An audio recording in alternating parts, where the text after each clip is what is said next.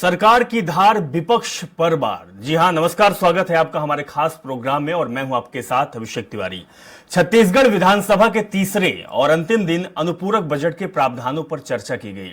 चर्चा के दौरान विपक्ष से विधायक उमेश पटेल महतारी वंदन योजना और धान खरीदी का मुद्दा उठाकर सत्ता पक्ष को घेरते हुए नजर आए।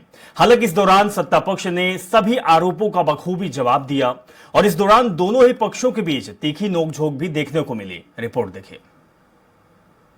विधानसभा के तीसरे और आखिरी दिन कांग्रेस विधायक और पूर्व मंत्री उमेश पटेल ने महतारी वंदना योजना का जिक्र करते हुए कहा कि अनुपूरक बजट से समझ में आया कि केवल ये 30 लाख महिलाओं को ही दिया जाएगा, जिससे ये आकलन निकल रहा है कि 70 लाख महिलाओं को ये सरकार ठगेगी।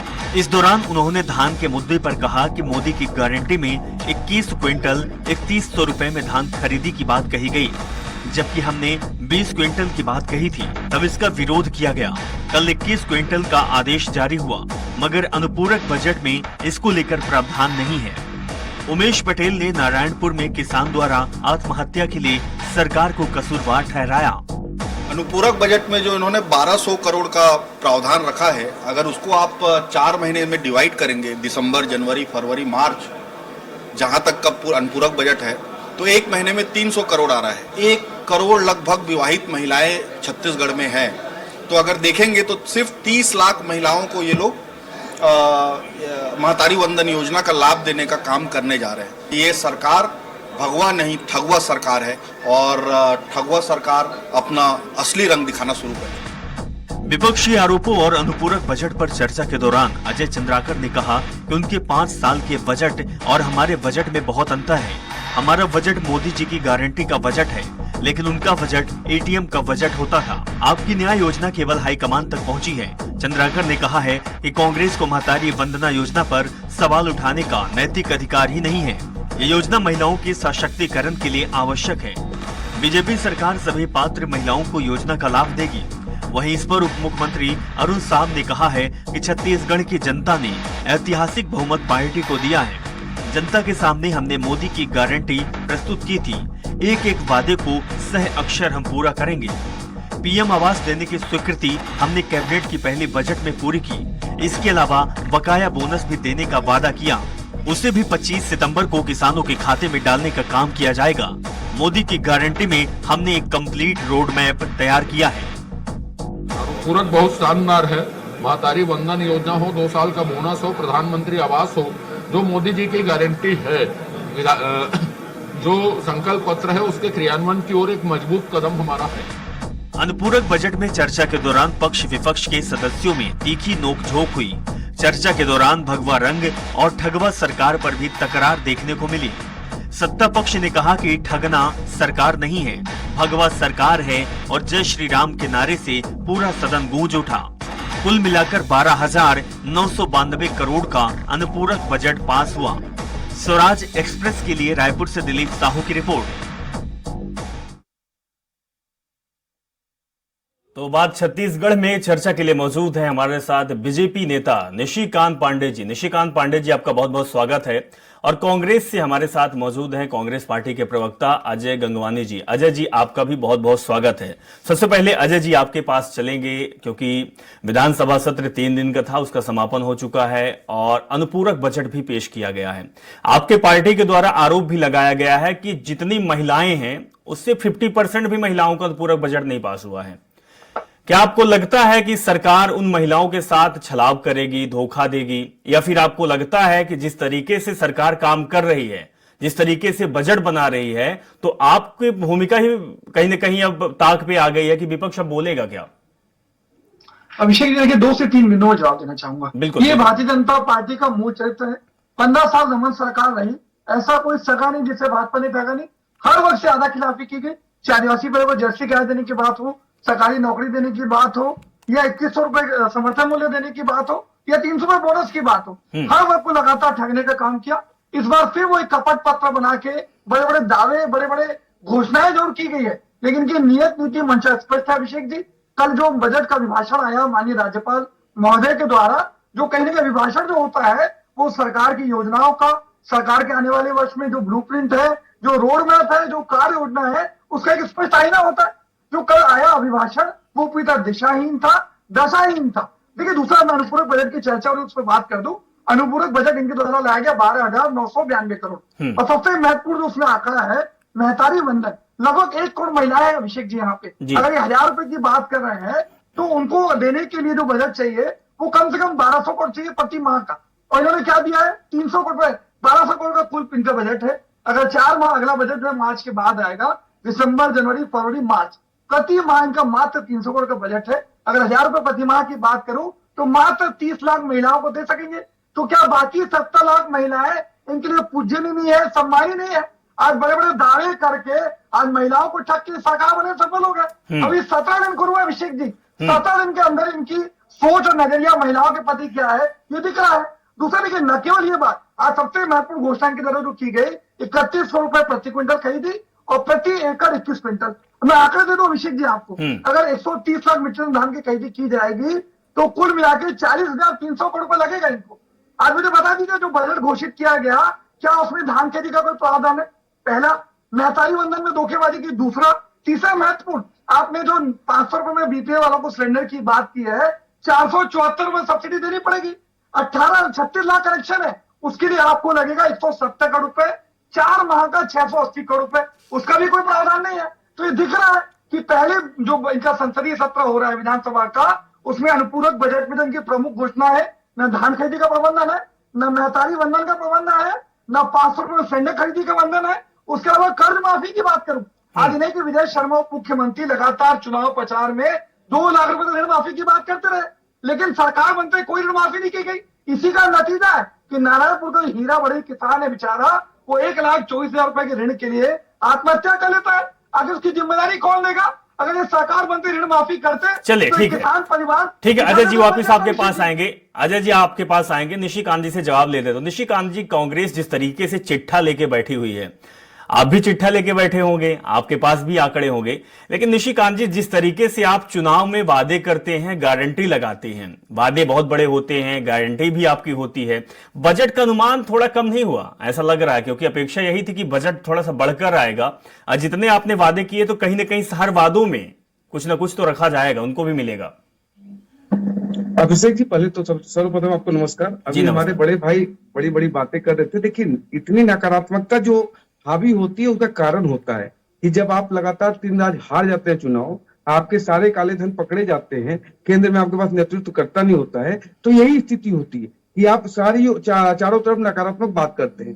विषय क्या है? इतना ऐतिहासिक बजट, आज तक का सबसे बड़ा अनुपूरक बजट कोई आया है तो ये है 13,000 करोड़ समथिंग, लगभग 13,000 करोड़। अब ये बात करें महतारी वंदन योजना, 1,200 करोड़ रुपया दिया गया, उसमें बोनस के लिए 3,800 करोड़ रुपया दिया गया है, पीएम आवास के लिए 3,799 करोड़ रुपया दिया गया है।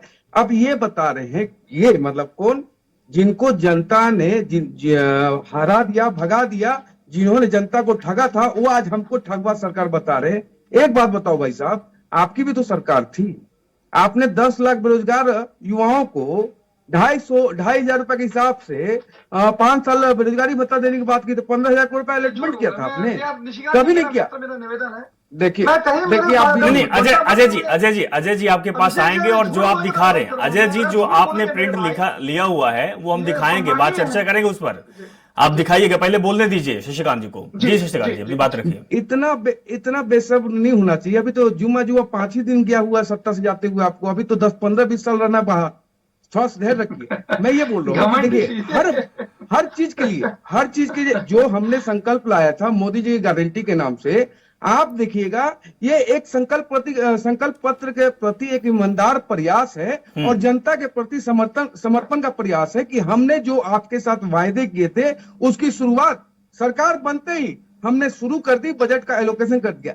लेकिन विषय बड़ा गंभीर है। देखिए क्या होता है, जो घमंड में थे ना कि 71 सीट में है, हमारा कोई कुछ बिगाड़ नहीं सकता। नहीं पांडे जी, वो घमंड तो आपने तोड़ दिया है। कांग्रेस को घमंड था, भरोसा था, आकलन जो लगाए हुए थे वो घमंड आपने तोड़ दिया है। जनता ने आपको बहुमत के साथ सरकार आपकी बना दी है। लेकिन पांडे जी बात यह है कि जो वंदन महतारी योजना के तहत आपने लाया था कि सबको 12,000 रुपए साल में मिलेगा, महिलाओं को 1 करोड़ महिलाएं हैं आपके प्रदेश में लगभग, तो उनको कब मिलेगा, कितना मिलेगा?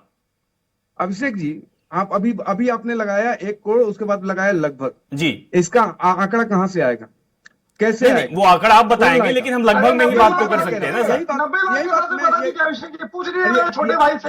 अगर 90 नहीं, लाख आप ही बता दीजिए, एक करोड़ पांडे जी साठ आप ही बता दीजिए कितनी महिलाएं हैं, अगर हम लगभग ना लगाएं तो आप बताइए कितनी महिलाएं हैं प्रदेश में। अब चलिए आप अभिषेक बताइए।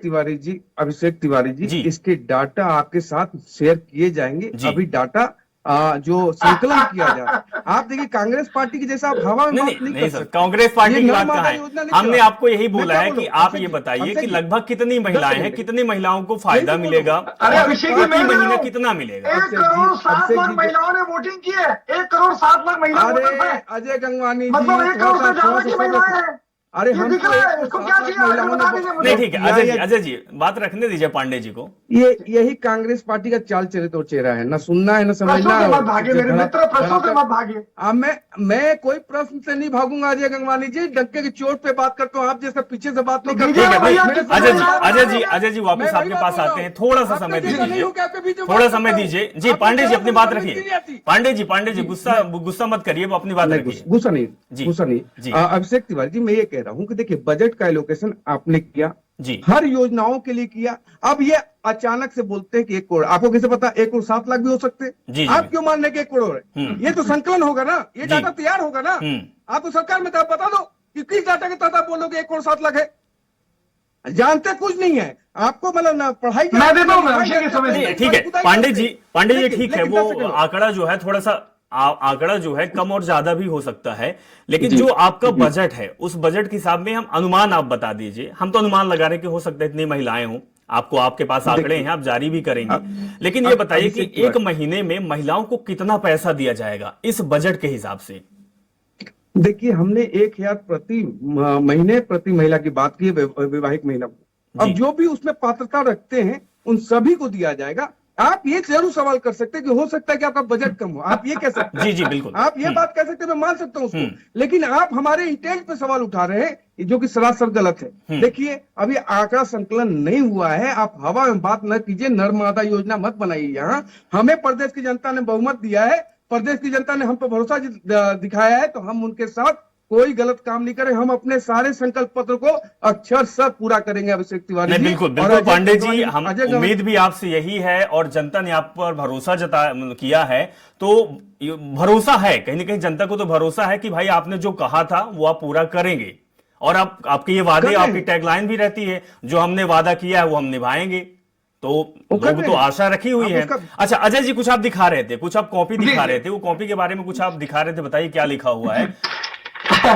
अभिषेक जी, मैं ये दिखा भी रहा हूँ, मैं आंकड़े आपको प्रस्तुत करता हूँ। देखिए मेरे निशिकांत जी मेरे छोटे भाई हैं और बहुत अच्छे प्रवक्ता है, मैं दिल से उनकी इज्जत करता हूँ, लेकिन देखिए कहीं ना कहीं जो महत्वपूर्ण है, आपकी नियत नीति मंशा जो है आपके अनुपूरक बजट के आंकड़ों में दिखनी चाहिए। देखिए आप वरिष्ठ पत्रकार अभिषेक जी, मैं कांग्रेस का प्रवक्ता हूँ, मेरे मित्र जी बहुत अच्छे से जानते हैं, अभी की जो वोटर लिस्ट लागू की गई उसमें महिला वोटर थी 1 करोड़ 7 लाख। ठीक है, चलिए आप 1 करोड़ 7 लाख नहीं मानेंगे, आप वर्ष की पात्रता की बात करें मेरे मित्र, मुझे बता दीजिए छत्तीसगढ़ की जनता को और महिलाओं को बता दे कि क्या इसमें कुछ महिलाओं को काटने वाले? अभी सरकार बनते 17 दिन हो रही है, मेरे मित्र पात्रता की बात कर रहे हैं। जब महतारी वंदन का फॉर्म भरवा रहे थे उसमें नियम शर्तें थी क्या कि इस महिला को देंगे, इस महिला को नहीं देंगे?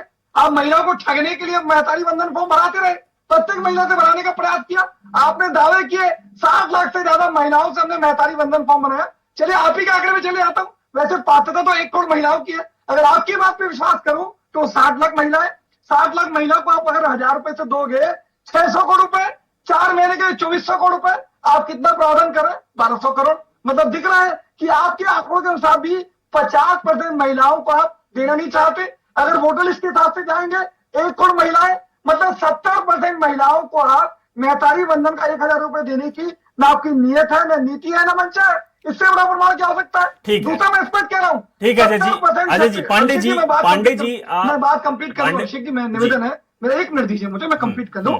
दूसरा महत्वपूर्ण है, 70% किसान है, आप 31 रुपए क्विंटल से धान खरीदी करेंगे, 40,300 करोड़ रुपए कहां से लाएंगे? मुझे बता दीजिए। बड़ी बड़ी घोषणाएं तो आप करेंगे, उसके लिए बजट का प्रावधान कौन करेगा? दूसरा महत्वपूर्ण है, विधानसभा का सत्र है, हम तो सक्रिय पक्ष की भूमिका निभाएंगे, जनहित के जुड़ों से मुद्दे से, चाहे किसान हो, महिला हो, गरीब हो, आदिवासी हो, उनके लिए जो जुड़े मुद्दे हैं वो सड़क से सड़क की लड़ाई लड़ेंगे।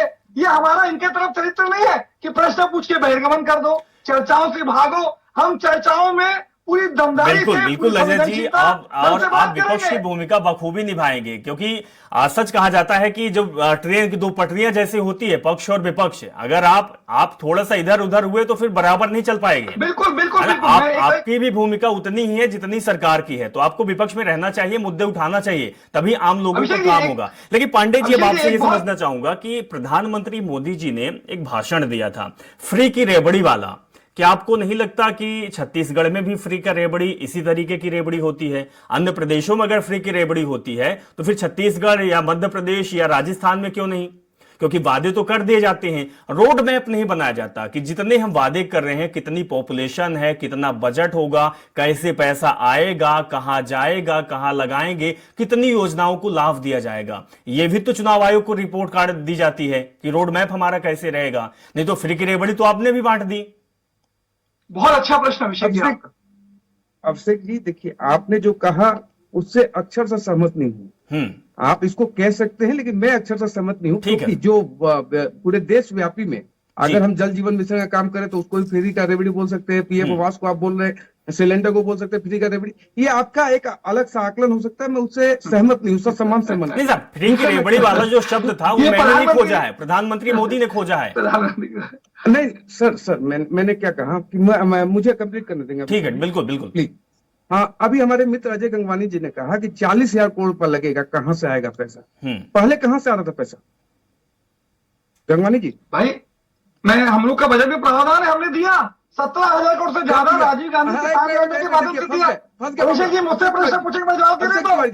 अब फंस गया। हमने मैं दिया। बताता हूँ, आपने 4 किस्त में जो दिया वो भाई, MSP दिया, बाकी का पैसा चलिए आप 4 किस्त की बात करें ना, आपको अक्ल तो नहीं है। 10,000 करोड़ का तो प्रावधान अभिषेक जी, कीजिए। आपको जानकारी अगर नहीं है। 40,000 करोड़ रुपए चाहिए तो 10,000 करोड़ को अभिषेक कीजिए। जी, आप तो बोले एक अभिषेक मुश्त जी, देंगे। नहीं इनको साहब, अब आप जानकारी ही ने है। सवाल पूछा है, मैंने सवाल थोड़ी पूछा है। आपने पूछा तो अभिषेक जवाब जी आप खुद सुनिए। बोले, अभिषेक जी खुद हमें बोले तो- वादा किए देखिए, हम अभिषेक एक मुश्त जी, देंगे मार्केट- किसानों को। आप 4 किस्त में ये देते क्या थे, देश सरकार हम है, एक किस्त में किसानों को देंगे। ये मैंने- इनका वादा है। चलिए ठीक है अजय जी, आपने दे चुका, आपका समय अब निकल चुका है, आप सिर्फ आवाज उठा सकते हैं, विपक्षी अजय- भूमिका निभा अजय सकते हैं। गंगवानी। हाँ पांडे जी, अजय आपसे गंगवानी। सवाल जरूर पूछा था कि एक जी। रोड मैप हाँ, होना मैं- चाहिए, मुझे एक कंप्लीट बजट करना। होना बहुत अच्छा चाहिए, बात। पॉपुलेशन बिल्कुल, कितनी अच्छी बात होनी इन्होंने चाहिए, कही। और सबसे बड़ी बात ध्यान से सुनिएगा, इस जो आप वादे कर रहे हैं, जो घोषणाएं कर रहे हैं, चुनाव आयोग को बताया भी जाता है कि आप कहां से लाएंगे पैसा, कैसे आप देंगे और कितना समय लगेगा इन सब में।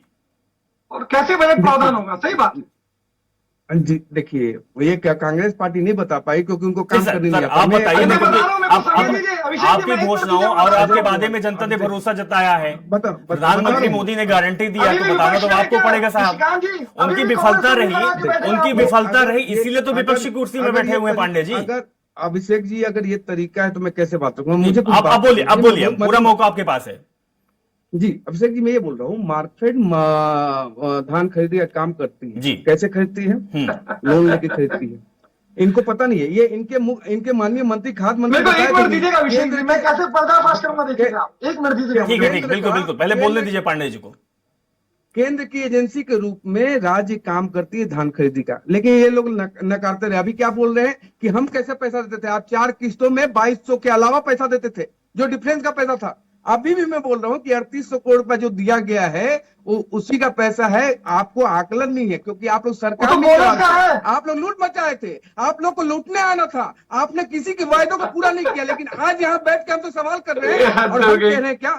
अभिषेक तिवारी जी, मैं कह रहा हूं कि एक एक वादे अक्षर सब पूरे किए जाएंगे। अभी तो 7 ही 8 दिन हुए, ठीक है आपको पांडे बजट का जी, एलोकेशन दिख पांडे जी गया। आप बिल्कुल हमारे सही, इंटेंट पे बिल्कुल सवाल आप मैं मानता हूं कि आप पूरा करेंगे, आपकी पार्टी पूरा करेगी, क्योंकि प्रधानमंत्री मोदी ने गारंटी दिया है। लेकिन साहब हमारे सवाल का जवाब अभी अभिषेक नहीं जी मिला। मेरा सवाल दीजिए। सवाल का जवाब नहीं मिला। रोड मैप कैसे आप बनाए बताइए। थे? क्या आप बनाए थे घोषणा करने से पहले कि ये सिर्फ घोषणाएं हो गई? अब आप पूरा करेंगे, अगर पूरा नहीं होगा तो फिर क्या करेंगे? अब मैं अभिषेक तिवारी जी आपसे पूछ रहा हूँ कि अगर आप रोड मैप की बात बोल रहे हैं तो पूरे देश में पीएम आवास बन रहा है, कैसे एलोकेशन हो रहा होगा? हो रहा होगा ना? इसी की बात को तो लेके टीएस सिंहदेव जी ने इस्तीफा दिया था कि राज्य सरकार नहीं दे रही है, इस कारण हम बना नहीं पाए। ये कहां से पैसा आ रहा है? केंद्र और राज्य दोनों मिलके विकास के कार्यों को, हितग्राहियों को देते हैं। तो ये काम होते रहते हैं लगातार। कृषि के पंप का पैसा आप जमा कर लिए, किसी के हितग्राहियों को आपने पैसा नहीं दिया, हमने 1200 करोड़ रुपए अलॉटमेंट किया, ये किसके लिए किया? ठीक है पांडे जी, पैसे इसीलिए हमारा जो प्रोग्राम का थीम रखा गया था, जो टैगलाइन हमने दिया है कि सरकार की धार विपक्ष की बार, अब खुलासा कुछ करने वाले हैं अजय जी। पांडे जी धैर्य से सुनिएगा। हाँ, मैं वही कह रहा हूँ, शांति से सुनेगा। निशिका जी, मेरा निवेदन आपसे, आप मेरे छोटे भाई है, बहुत सम्मानीय है मेरे लिए। बोलता ही नहीं, मैं बीच में बोलता नहीं।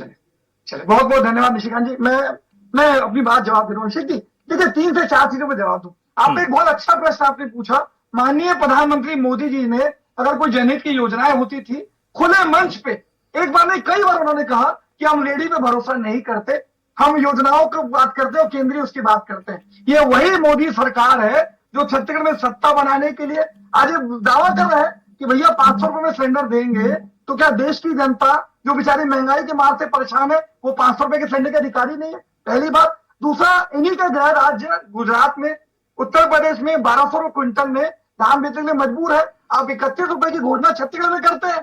देश की किसान, देखिए अभिषेक जी बहुत अच्छा आंकड़ा दे दूं, एनएसओ के आंकड़ों अनुसार देश के किसान की प्रतिदिन की आय है 27 रुपए। बहुत छोटा आंकड़ा, आप समझ लीजिए। तो क्या ये मोदी जी सिर्फ छत्तीसगढ़ के किसानों के लिए सरकार बनाने के लिए बात करते हैं? आज देश के किसानों के लिए 2022 तक किसानों की आय दुगनी करने की बात की थी। क्या किसानों की आय दुगनी हो गई? क्या स्वामीनाथन आयोग की रिपोर्ट लागू हो गई? क्या 2 करोड़ रोजगार मिल गए? क्या आपके खाते में 15 लाख आ गए, कि मेरे खाते में, कि मेरे छोटे भाई के खाते में?